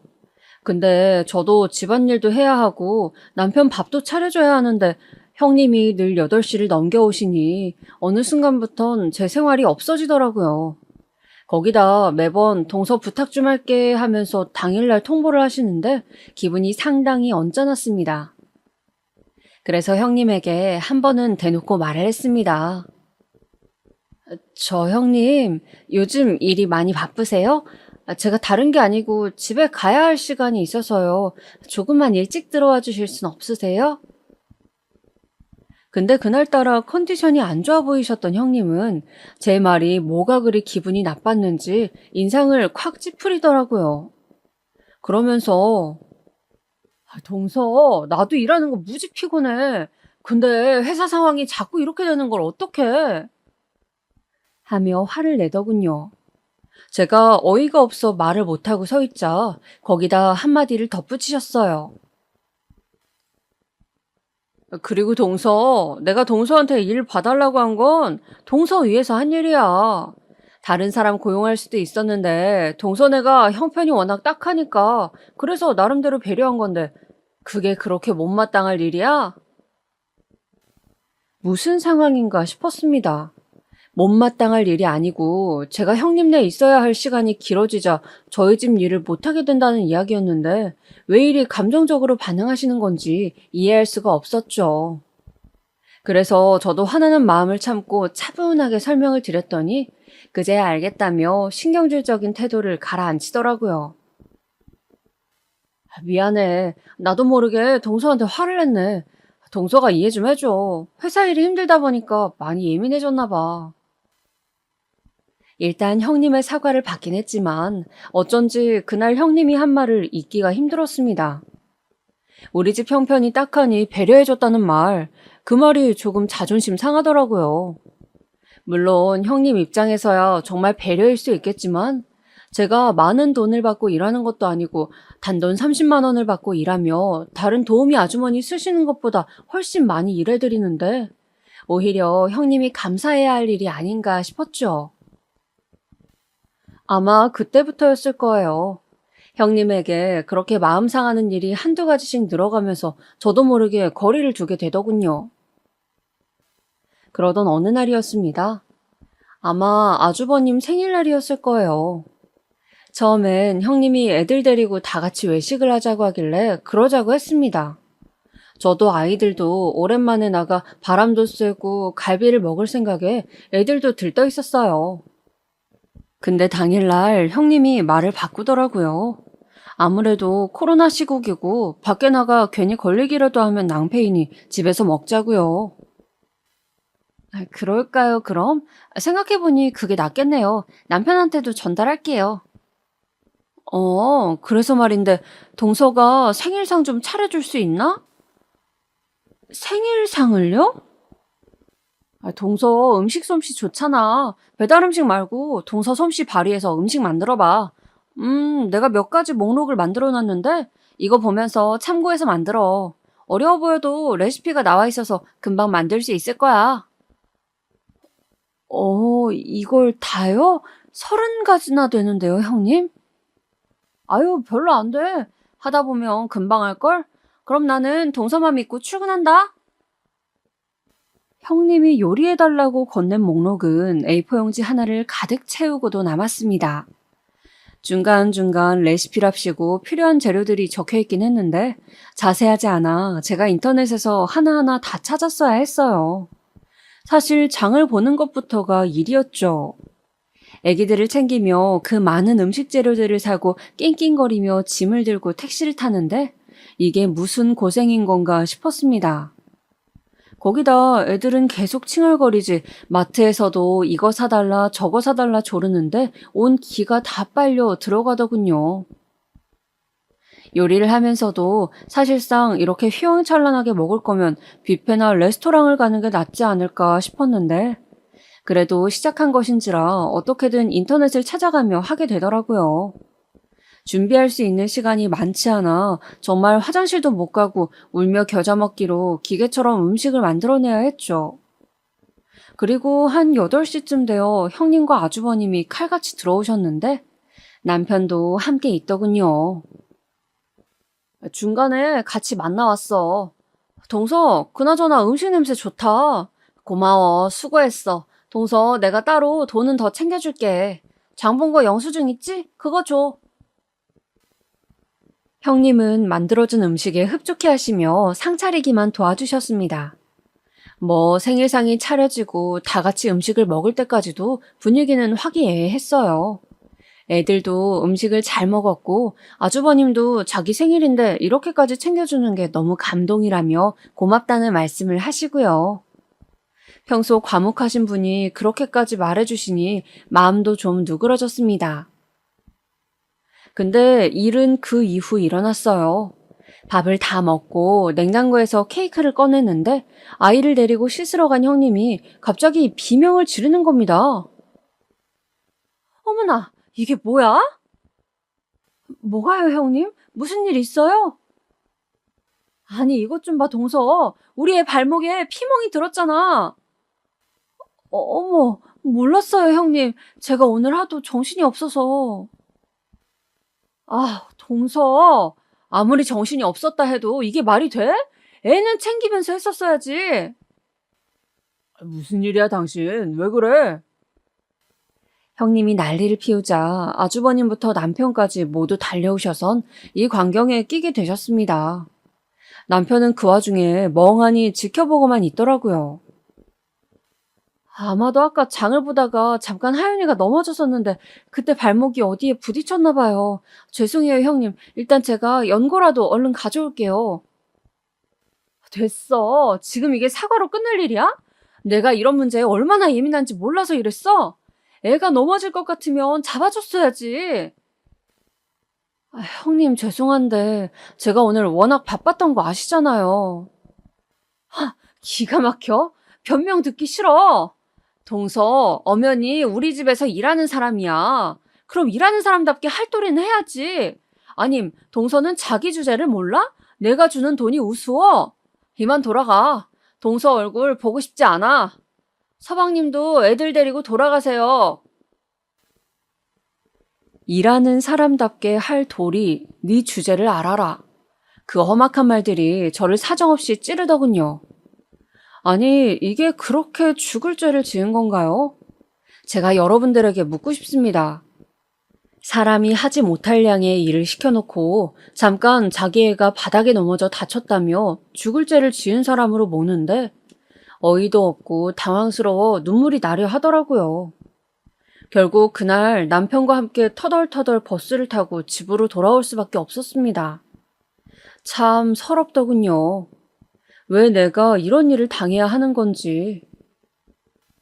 그리고 저는 그 다음날 바로 전화를 걸었습니다. 형님, 이런 말 문자로 달랑 보내는 건 예의가 아닌 것 같아 전화드려요. 아무래도 저 몸이 아파서 애들 돌보는 건 못 도와드릴 것 같아요. 남편도 챙겨줘야 할 것 같고요. 그렇게 말을 하고 미련 없이 전화를 끊었습니다. 그런데 그땐 별말이 없던 형님이 정확히 2주일 후 갑자기 저에게 다시 전화를 걸어왔더군요. 무슨 용건인지 몰라 받았는데 의외의 내용이었어요. 저기 동서, 내가 생각해봤는데 나 동서가 아니면 안 될 것 같아.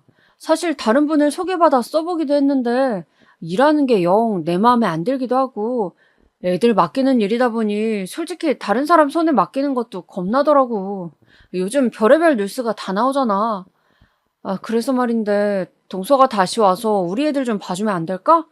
월급도 올리고 무엇보다 동서가 애들 보는 일에만 집중할 수 있게 다른 일들은 부탁하지 않을게. 형님은 그런 내용들을 내려놓으며 1시간이나 저를 설득했어요. 앞으로 귀가 시간도 늦지 않게 잘 맞추겠다. 돌보는 일 이외에는 다른 일은 부탁하지 않겠다 하는 조건들을 내세우면서요. 무엇보다 자기가 제 감정을 상하게 한 전번 일이 미안하다며 사과를 하더군요. 내가 많이 경솔했어. 그냥 잠시 내가 미쳤었다 생각하고 봐주라. 나도 가끔 감정 조절이 안 되는 게 속상해. 정말 미안해. 네, 알겠어요. 그럼 생각해 볼게요. 생각할 시간은 주실 거죠? 그럼 당연하지. 알았어. 사과를 듣긴 했지만 아직 지난 일에 대한 앙금이 풀린 건 아니었던지라 저는 생각해 보겠다 하곤 전화를 끊었습니다. 그리고 몇 날 며칠 고민을 했죠. 근데 어느 날 남편이 이 말을 듣곤 뻘쭘한 얼굴로 그러더군요. 당신 돈 벌 때 딱히 없으면 거기서 일하는 게 어때? 형수님도 미안하다고 사과했다며. 사과야 했지. 근데 내 마음이 안 풀렸잖아. 아직 난 시간이 필요해.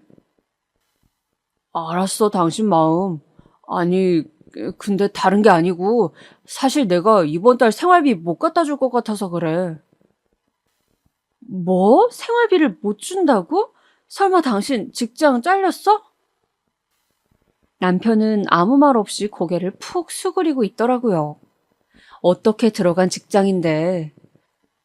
제가 왜 그만뒀냐 물으니 남편은 상사의 부당한 처사가 마음에 안 들어 그만두었다고 하더라고요. 원래도 성미가 제멋대로인 면이 있어 직장 생활을 애초에 그만두고 자기 사업을 시작한 거긴 했지만 이런 일이 벌어지고 나니 남편이 참 한심했습니다. 그래도 우리 남편 재기할 수 있을 거라고 믿으며 버텨온 세월이 있었는데 가정을 위해 한 번만 더 참을 순 없었나 하는 생각이 들더라고요. 결국 그 말을 제 입으로 내뱉게 되었고요. 내가 지금 얼마나 고생하는지 당신 몰라서 그래? 그래야만 했어? 참았어야지, 어떻게든. 야, 너는 말을 꼭 그딴 식으로. 애나 돌보는 네가 뭘 알아? 물론 남편도 여기에 지지 않았죠. 너는 애만 키우니 직장일 돌아가는 거 모르는 거라며 자기가 얼마나 수모를 당해왔는지 아냐며 그런 말들을 하는데 솔직히 귀에 제대로 들리지도 않았습니다. 결국 남편이 생활비를 못 주는 상황이 되자 저는 형님의 제안을 받아들이게 되었습니다. 대신 전해야 할 말은 하고 시작했죠. 형님을 직접 만나 말했습니다. 형님, 그러면 형님도 저에게 약속해 주셔야겠어요. 일단 형님이 전에 말씀하신 저 조건들 꼭 다 지켜주세요. 그리고 저도 제 조카들이니 최선을 다해 돌보겠지만 혹시나 급한 일이 생겼을 땐 미리 형님께 말씀드릴 테니 사정도 참작해 주셨으면 좋겠어요. 제가 뒤에말을 굳이 붙인 이유는 전번날 갑자기 친정에 갈 일이 생겨 애들을 못 돌봐줄 것 같다 하자 온갖 기분 나쁜 척을 다 했던 형님이 생각났기 때문이에요. 그래서 이 부분을 꼭 짚고 넘어갔어요. 형님도 제 말을 듣고 마음이 급했는지 그럼 동서가 원하는 거 다 들어줄게. 걱정하지 말고 편한 마음으로 와. 라고 하더군요. 다시 일을 시작하고 나서 가장 좋았던 건 조카들이었는데요. 조카들은 제가 안 와 보고 싶었다면서 저에게 안겨 칭얼거리더라고요. 몇 달간 봐주다 보니 어느새 저도 정이 더 푹 들었는지 조카들의 포옹이 더욱 애틋하게 느껴졌습니다. 하지만 그러면서도 마음속은 언제나 약간 불안불안 조마조마했던 것 같아요. 언제 형님이 돌변하실지도 모른다는 생각에 말이죠. 참, 가족 간에 어느 정도 돈을 받고 일을 한다는 게 쉽지 않구나. 가불관계로도 번질 수 있구나 하는 깨달음들 그때 참 많이 알고 그렇게 온몸으로 겪게 되었습니다. 그런데 다행히도 형님은 저번 일이 있으시고 난 후엔 좀 달라지셨어요. 노력하는 티가 났달까요? 저만 챙긴 게 아니고 저희 애까지 챙겼거든요. 그런 일이 생전 없었는데 집에 들어올 때 맛있는 간식거리를 사온다거나 동서 집 가서 음식하기 귀찮을 거 아니야. 이거 서방님이랑 먹어 하며 초밥을 사오시기도 하고요. 제게 미안해서 이런다는 걸 알았지만 그런 모습이 몇 달 지속되니 저도 사람인지라 다시 예전 형님의 좋은 모습도 생각나고 잘 지내고 싶어졌습니다. 하지만 그러던 와중 친정에 안 좋은 일이 생겼어요. 왜 꼭 삶은 어느 순간 갑자기 불안해지고 위태로운 건지 아니면 저에게만 이러는 것인지. 원래도 어머니께서 지병이 있으셨는데 합병증이 생겨 병원에 길게 입원해야 할 처지가 된 거예요. 저희 친가 쪽도 사실 여유가 없어 저보다 그나마 형편이 나은 동생이 엄마의 병원비를 대야 했는데 언니로서 너무 미안하더라고요. 거기다 더 큰 문제는 간병인이었는데요. 사실상 간병인비가 꽤 많이 나가 이 문제를 동생에게만 맡겨놓기 그랬어요. 그래서 아무래도 안 되겠다 싶어 낮 시간대에는 간병인을 쓰고 제가 저녁 시간대에 엄마 간병을 하기로 했습니다. 대신 저녁에 엄마 병원에 있는 동안엔 집에 있는 남편이 애들을 돌봐주고요. 저도 자식을 낳았지만 엄마가 되어보니 더 엄마 마음을 알아서 그런가? 막상 저희 키우시느라 고생하고 나이 들어선 이렇게 힘들어하시는 엄마 모습을 보니 눈물이 왈캉왈캉 나오더라고요. 그래도 정신력 하나는 강한 딸이라고 생각했는데 그게 쉽지 않아 몇 번을 화장실을 왔다 갔다 해야만 했어요. 엄마, 얼른 나와서 우리 맛있는 거 먹으러 가자. 이런 말들을 내 입으로 뱉으면서도 지켜지지 않을까봐 겁이 났죠. 그런데 그 시기 갑자기 간병인 아주머니께서 저 1시간만 일찍 올 순 없어요? 내가 집에 일이 생겨서 하며 요청을 하시더라고요. 평소 엄마를 잘 돌봐주시던 아주머니라 다른 분을 고용하는 게 엄마에게 안 좋을 것 같았어요. 그래서 형님에게 말을 하게 되었어요. 뭐? 1시간을? 그럼 내가 일찍 퇴근해야 한단 말이야? 형님 말은 거짓말이었어요.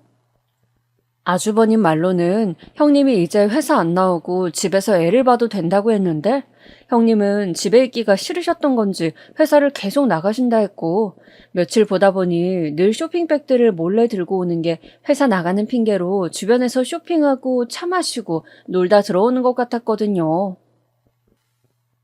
아휴, 그래. 동서 사정이 그렇다는데 내가 이해해줘야지.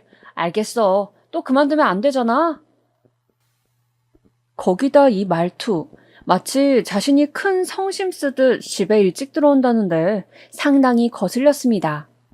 분명 본인 친구들 만나 카페 가고 맛있는 거 먹다 들어오는 게 분명했는데 괜히 일핑계로 그러니까요. 그래도 이 속마음을 그대로 티낼 순 없어서 고맙다고 하고는 그때부턴 1시간씩 일찍 퇴근해 애는 집에 두고 저만 병원으로 향하게 되었어요.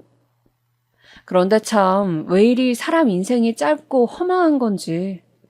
엄마의 회복을 바라며 지내던 어느 날 엄마가 잠깐 창문을 열어달라 하시더니 꽃을 보고 싶다 하더라고요. 꽃을? 엄마 꽃 별로 안 좋아하잖아. 생일날 내가 사다 줘도 싫어하던 사람이? 모르겠네. 꽃이 이쁘네, 참. 나도 다음 생엔 꽃으로 태어났으면 좋겠다. 엄마는 이상할 정도로 며칠 내내 꽃을 하염없이 바라보셨어요. 그리고 그땐 그저 저는 엄마가 바깥에 나가고 싶으신가 보다 하고 생각했어요. 그게 어떤 마지막을 예감하고 그러신 건 줄도 모르고요. 그 후 엄마는 긴 시간을 버티지 못하고 그만 하늘로 가시게 되었고, 저는 사랑하던 사람을 그렇게 허망하게 떠나보내게 되었죠. 너무 힘든 시간이었습니다. 처음 겪어보는 상실감, 가족을 잃었다는 생각에 모든 것을 손에서 놓고 싶었어요. 늘 내 곁에 있을 줄만 알았는데 당연히 지금보다 훨씬 더 오래 살 수 있을 거라 생각했는데 이별은 왜 이리 짧고 순식간이어야만 하는 건지 엄마와 함께했던 아름다운 추억과 기억들이 하루에도 여러 번씩 생각이 나 눈물이 마를 날이 없었습니다. 그런데 그렇게 2달 정도 지난 어느 날 형님에게서 전화가 걸려왔어요. 동서 괜찮아? 걱정 많이 했잖아. 네, 형님 괜찮아요. 걱정해 주셔서 감사해요. 그나저나 애들은 잘 있어요? 잘 있지, 우리 애들은. 동서 없는 동안 다른 분한테 맡겼지 뭐. 아휴, 근데 이분이 일을 너무 못하셔서 우리 애들 입맛에도 안 맞는 거 해주고 내가 몇 번을 말해도 계속 그러시니까 그냥 잘라버렸어. 아, 그랬군요. 처음엔 저를 걱정하는 듯한 말투에 안부 전화인 것 같았지만 말하는 걸 계속 들어보니 전화의 목적을 알겠더라고요. 하지만 어쨌든 저도 다시 삶을 살아가야 하는 입장이고 하니 그럼 형님 제가 다시 애들 돌보고 할게요 라고 말했습니다. 형님은 당연히 뛸 듯이 기뻐했고 저는 다시 출근을 하게 되었죠. 하지만 얼마 못 가 그 일이 터지고 말았습니다. 그것도 제가 결코 참을 수 없는 일이었던지라 저는 이 일로 형님네와 영원히 인연을 끊게 되었고요. 그날은 형님의 생일날이었어요. 왜 생일날에 자꾸 이런 일들이 터지는 건지. 형님은 자기가 태어난 그날을 상당히 중요하게 생각하는 편이었습니다. 거의 생일 일주일 전부터는 자기는 호화스러운 호텔 레스토랑에 스파에 이런 것들을 모두 누려야 한다며 노래를 불러댔거든요. 근데 갑자기 그날은 저를 또 호출하더라고요. 동서, 내 생일날 사실 해외로 여행을 가려 했는데 그이 회사 일정이랑 겹치고 안 맞고 해서 그냥 이번엔 조촐하게 보내기로 했어. 그래서 말인데 이번에도 동서가 준비해주는 게 어때? 제가요? 근데 저번처럼 막 목록 내밀고 그런 짓 안 할게. 내가 그러지 않기로 약속했잖아. 배달 음식도 섞어서 간단히 잡채랑 불고기 정도만 만들어 먹자. 내 생일이니까 그 정도는 해줄 수 있지? 이렇게 말하는데 거절하기 힘들었어요.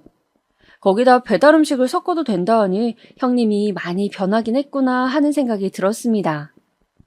그래서 저는 형님이 한 말 그대로 미역국과 불고기, 잡채 딱 이 정도만 제가 준비했고 나머지는 형님 좋아하시는 레스토랑에서 간단히 음식을 시켰어요.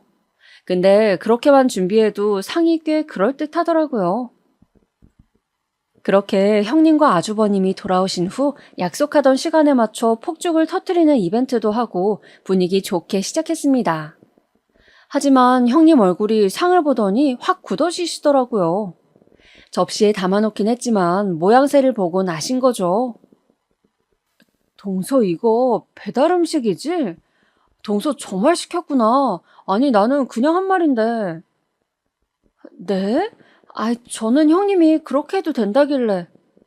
아유 왜 그래. 재수씨가 이렇게 신경 써준 게 어디야. 얼른 앉아. 아주버님의 말에 형님은 일단 앉긴 했지만 표정이 계속 풀리지 않았죠. 그때 되니 저도 기분이 언짢아졌고 남편은 저희 둘 사이에서 눈치를 보더군요. 그때 아주버님이 재수씨 잡채 했네요. 우리 재수씨 잡채 진짜 맛있게 잘하는데 여보 한번 먹어봐. 하며 잡채 하나를 집어 형님 밥숟가락에 얹더라고요. 그때까지만 해도 곧 분위기가 풀리겠지 싶어 묵묵히 밥을 먹고 있었습니다. 그런데 다음 경악할 일이 일어나더군요. 형님이 잡채를 한 입 넣더니 입에 있던 잡채를 도로 퇴 뱉는 겁니다. 아니, 이거 지금 사람 먹으라고 한 거 맞아? 왜 이렇게 짜? 여보, 나 물 좀 줘. 아유, 정말 더럽게 짜네. 못 먹겠어. 잡채는 짤 리 없었습니다. 그냥 자기 생일상에 배달 음식 시켜 짜증났다는 걸 이런 식으로 꼬투리 잡아 푸는 거였습니다. 그렇게 형님 의도가 파악이 되자 저도 열이 받아 도저히 음식이 안 넘어가더라고요. 결국 숟가락을 내려놓곤 잠시 열을 식히기 위해 부엌으로 갔어요. 근데 그 뒤를 형님이 쪼르르 따라와선 옆에 아까 쓰고 남은 대파를 들더니 제 머리를 툭툭 치더군요. 동서, 돈 받기 싫어? 살만한가 봐. 지금 서방님 일자리 못 구하시고 생활 힘들지 않아? 뭐라고요, 형님? 아니, 어떻게 저딴 식으로 음식을 차려놓을 수가 있겠어. 내가 동서한테 주는 월급 40만 원. 그거 적은 돈 아니야. 동서가 어디 가서도 지금 그 돈 못 번다고. 근데 적선하듯 줬으면 고마워할 줄 알아야지. 어디 저딴 배달 음식을 올려? 기가 막혔습니다. 여기에 얹어 저한테 주제도 은혜도 모르는 인간이라는 말까지 하더라고요. 이에 저도 더는 참을 수 없어 한마디 했죠. 당신이 주는 그 월급 최저시급도 안 되는 돈이고 내가 그보단 훨씬 일한 것 같으니 더 이상 나도 미련 남을 거 없다고요. 관두겠다고요. 그러면서 앞치마 벗고 남편 데리고 나갔습니다. 그 이후로도 형님은 그러고 나간 제가 괘씸했는지 빈정거리는 문자들을 보내오곤 했지만 싸그리 무시하고 제 살 길을 찾아 나갔어요. 참 신기했던 것이 그날부로 열심히 집에서 할 수 있는 일들을 찾아보기 시작했는데 몇 가지가 있더라고요. 블로그 작성 아르바이트나 이런 소소한 것들이었는데 형님 네에서 일하던 것보다야 훨씬 돈이 되었고 그때 저는 제가 한 길밖에 몰랐다는 것을 깨달았습니다. 진즉 이런 방법이 있었다는 걸 알았으면 그 고생을 하지 않아도 되었을 텐데 후회도 되었어요. 그래도 그리 열심히 살던 어느 날 제 노력을 엄마가 알아봐 주신 건지 어느 날 너무나 행운 같은 일이 발밑에 떨어지게 되었어요. 바로 엄마의 오랜 친구분께서 동생을 통해 제가 힘들게 살고 있다는 걸 아시고 찾아오게 되신 건데요. 저 역시 그분이 엄마와 각별한 우정을 가지고 계셨던 분이라 병원에서 몇 번 뵌 적은 있었는데 이렇게 이야기를 길게 나누어 본 적은 처음이었죠. 내가 우리 영숙이 그리 가고 난 다음에 적적함에 허망함에 하루하루 살고 있다가 자네 소식을 들었어. 생전 영숙이한테 해준 것도 별로 없고 자식들 한번 봐달라는 유언도 생각이 나서 이렇게 널 찾아왔다. 혹시 생활에 필요한 게 있거나 하고 싶은 게 있다면 얼마든지 지원해 줄 테니 말해. 엄마의 친구분은 어릴 적부터 저를 지켜보셨는데 똘똘한 제가 일이 힘들게 살고 계시는 게 마음 아프시다며 언제든 뭘 하고 싶으면 연락하라고 연락처까지 남기고 가셨어요. 그리고 저는 고민 끝에 그분에게 연락을 드려 제 가게를 하나 갖게 되었습니다. 사실상 빌리는 거라고 말씀드렸지만 친구분은 영숙이 대신 해주는 거야. 엄마가 주는 돈이라 생각하고 받아 하시며 흔쾌히 내어주셨어요. 그런 마음이 감사해 저는 더욱 열심히 일에 정진해 꼭 가게를 성공시키겠다고 다짐했죠. 남편 역시 정신이 들었는지 아이 봐주시는 분을 따로 쓰더라도 잘해보자며 발벗고 가게 일에 나섰습니다. 저희가 차린 건 도시락을 전문으로 하는 집이었는데요. 근처에 학교도 있고 학원들도 많아 아이들 손님도 많았고 빨리 밥을 때우고 가셔야 하는 직장인분들도 간혹 있었어요. 그렇게 배달 주문부터 하나하나 터득해 나가며 가게를 이끌어간 지 5년째 이제는 안정되었다고 볼 만큼 주문량이 많아졌고 2호점을 낼 계획도 세우고 있었습니다. 그리고 저는 번 돈 중 일부를 엄마 친구분께 이자까지 쳐 갚아드리려 했어요. 남편도 동의했고요. 근데 딸이 주는 돈이라고 생각하고 받아달라 했더니 글쎄 친구분께선 끝까지 절대 받지 않으시며 이 돈으로 오히려 자식 좋은 거 사입히고 먹이라고 하시더라고요. 그 마음이 너무 감사하잖아요. 그래서 대신 그럼 제가 자주 시간 날 때 찾아뵐게요 라고 하며 딸 노릇을 해드려야겠다고 다짐했습니다. 그런데 그리 감사한 마음으로 살던 어느 날 형님으로부터 연락이 오더군요. 참, 이런 기이한 일도 일어나나 싶은데요. 저기 동서, 괜찮으면 내가 가게를 찾아가도 될까? 꼭 해야 할 말이 있어서.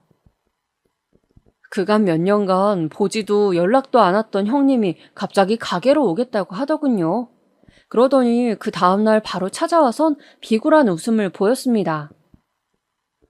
동서, 내가 갑자기 연락해서 놀랐지? 아유, 정말 오랜만이네. 네, 무슨 일이세요, 형님?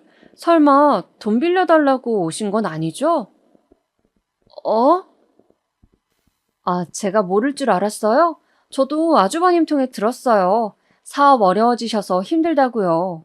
근데 형님이 절 찾아올 줄은 몰랐네요.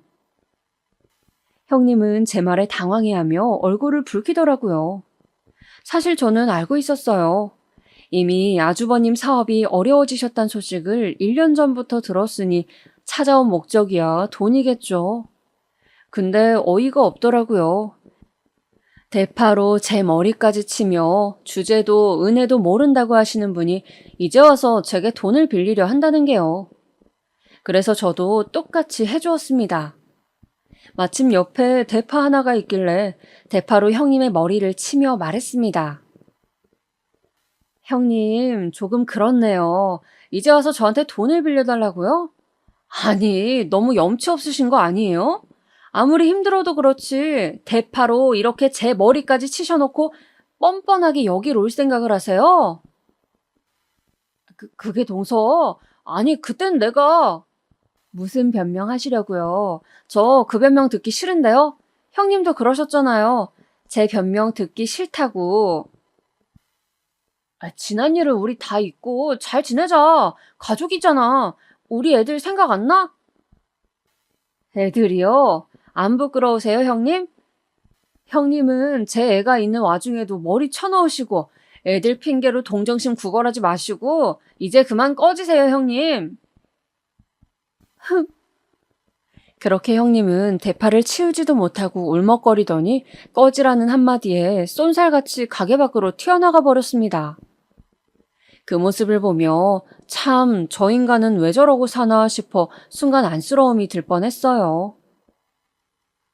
혹시 여러분 주변에도 그런 사람 없으신가요? 화가 나면 본색이 드러나 당연하다는 듯 하대하고 갑질하는 사람들이요. 여러분의 상사든 가족이든 분명 그런 관계로 여러분을 대하는 사람들이 있다면 반드시 피하시길 부탁드려요. 가족이면 더 끔찍한 일이겠지만 그런 사슬은 애초에 끊어내는 게 맞는 것 같아요. 저 역시 그 이후 너무나 잘 살게 되었으니까요. 마지막으로 제 이야기 들어주셔서 감사하다는 말씀드리며 마무리할게요.